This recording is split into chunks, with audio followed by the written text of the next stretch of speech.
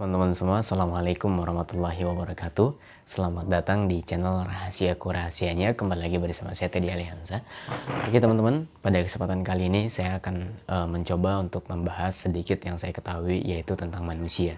Jadi saya ada targetan selama 1 bulan ini, yaitu bulan Januari 2021 itu, untuk mengenalkan siapa diri kita sebenarnya. Dan kita akan buat playlistnya nanti sekitar ada 30 video dengan durasi minimal 10 menit setiap harinya kita akan upload itu.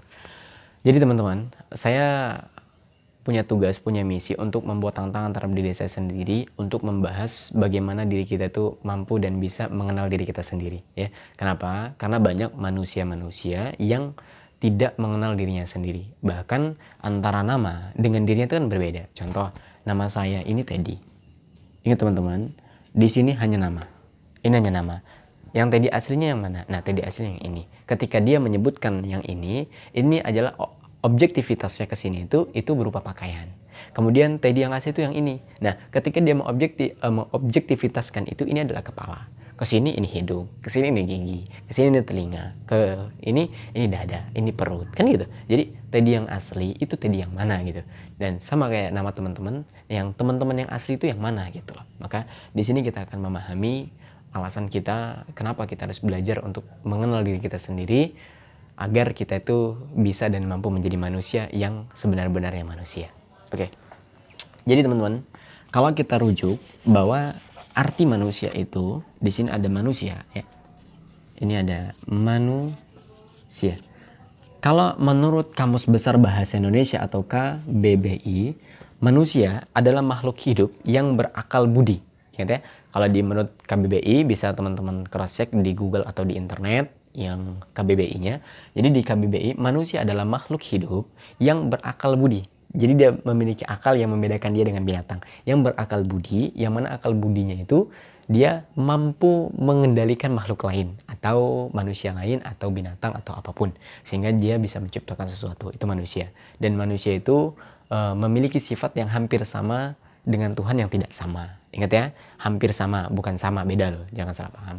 Nah, jadi ini manusia menurut KBBI. Nah, dari sekian buku yang sedikitnya saya baca, ini menurut versi saya sendiri. Apa sih itu manusia? Kalau kita lihat di sini, ada kalimat man. Man ini sebetulnya berasal dari bahasa Arab aslinya itu. Dia begini. Mana atau man.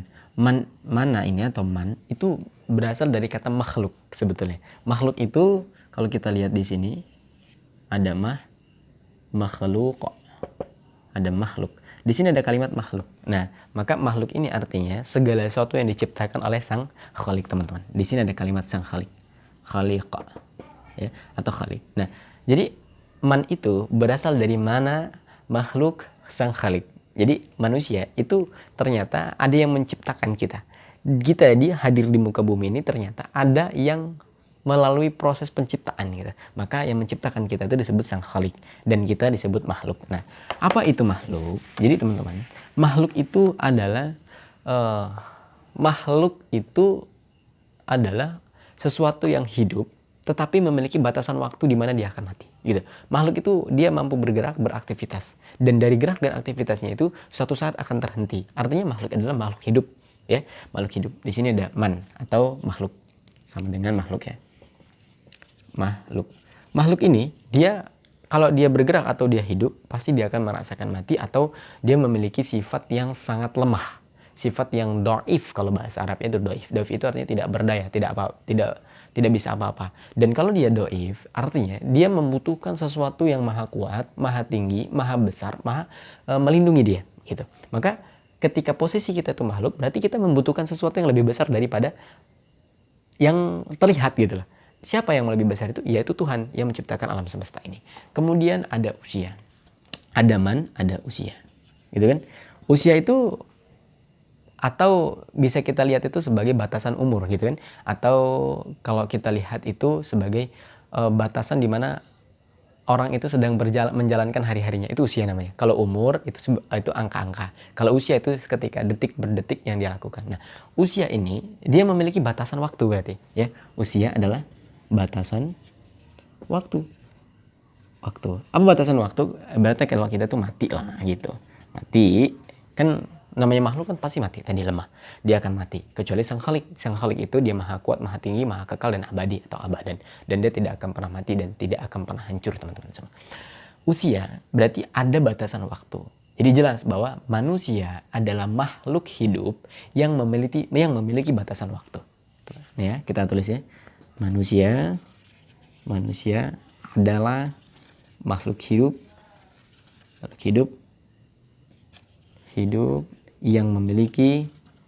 yang memiliki batasan waktu atau time. Oke.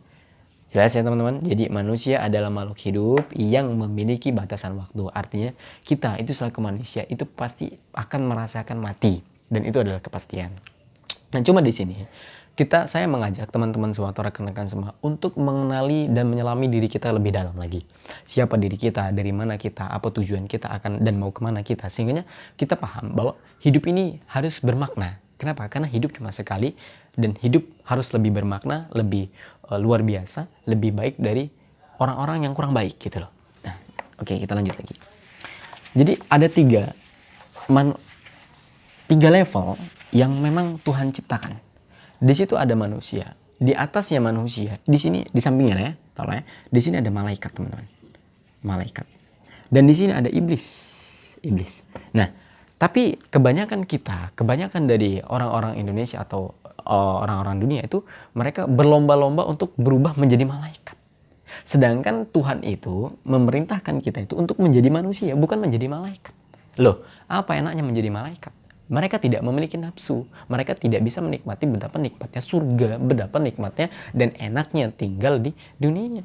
Nikmatnya beristri, nikmatnya makan. Mereka tidak ada itu. Kenapa? Karena tidak ada nafsu. Tugas mereka hanya taat saja menjalankan perintah yang diperintahkan oleh Sang Khaliknya gitu. Dan kenapa banyak manusia tuh yang berlomba-lomba untuk jadi malaikat? Buat apa gitu? Apakah harus menyampai bersayap? Kan nggak penting itu. Kenapa? Karena Tuhan itu memerintahkan kita untuk jadi manusia. Manusia yang seperti apa? Manusia yang mampu memanusiakan dirinya sendiri dan mampu memanusiakan manusia lain. Atau mampu memanusiakan manusia yang lain gitu. Bagaimana kita mampu memanusiakan yang lain? Itu dengan perbuatan-perbuatan yang kembali pada fitrahnya. Apa itu perbuatan yang kembali kepada fitrah? Adalah perbuatan yang menopang kita untuk menjadi baik. Dengan sholat, dengan salam, dengan perbuatan-perbuatan yang bermartabat, perbuatan-perbuatan dengan akhlak yang bisa berkasih sayang pada sesama, itu perbuatan-perbuatan manusia. Kenapa? Karena manusia itu memiliki sifat yang lemah. Jadi ketika lemah, maka dia akan berkasih sayang pada sesama. Dan dia tidak akan pernah sombong di situ. Kenapa? Karena dia paham bahwa saya ini lemah, saya ini kecil.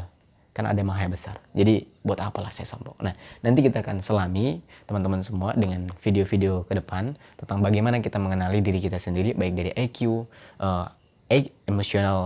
kecerdasan emosional dengan kecerdasan spiritual. Baik ini emosi sama spiritual gerakan kita atau ibadah kita kepada Sang Khalik atau hablum minallah. Nah, kemudian dari sini kita diperintahkan manusia, tetapi banyak manusia yang juga mereka itu terjebak dalam lubang iblis atau lubang kesesatan. Nah, lubang iblis ini yang seperti apa? Lubang iblis itu yang mengajarkan manusia itu memiliki sifat dan sikap seperti binatang, teman-teman. Banyak manusia yang casingnya itu manusia, tapi sifat dan sikapnya itu mencerminkan sifat-sifat binatang gitu, atau animal bahasa kasarnya gitu. Nah, contohnya seperti apa? Contohnya di sini ada, kita sebut itu pig, ya. Pig atau di sini ada pig atau dog ya, ada dog, terus ada juga monkey.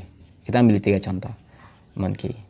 Kita ambil yang pig. Pig itu kalau nggak salah babi ya. Nah, babi itu saking dia tidak mau kelaparan itu, muntahnya sendiri itu dia makan lagi. Itu babi. Nah, artinya kalau ada manusia yang memiliki sifat dan sikap yang serakah, ya, maka itulah babi gitu. Itulah babi. Nah, kalau ada manusia yang memiliki sifat anjing, yang suka menggonggong, suka menggunjing, suka menghina, suka mencela, suka merendahkan orang lain, itu sikapnya di sini. Berarti anjing lah dia, gitu. Jadi anjing itu adalah simbolisasi saja sebagai tanda bukti untuk mengajarkan manusia bahwa gue sama lu nih beda gitu. Binatang sama manusia itu beda. Kenapa? Bedanya di sini. Bahwa manusia itu punya akal. Dan manusia itu memiliki aturan yang memang harus diikuti. Binatang ini mencontohkan, kalau gue ini gak punya aturan nih, jadi lu jangan ikutin gue gitu. Dan manusia ketika tidak mengikuti aturan, maka sifatnya akan seperti ini. Seperti binatang deh. Anjing suka menggonggong tadi, suka mencela, suka merendahkan orang lain. Nah itu sifat anjing namanya teman-teman.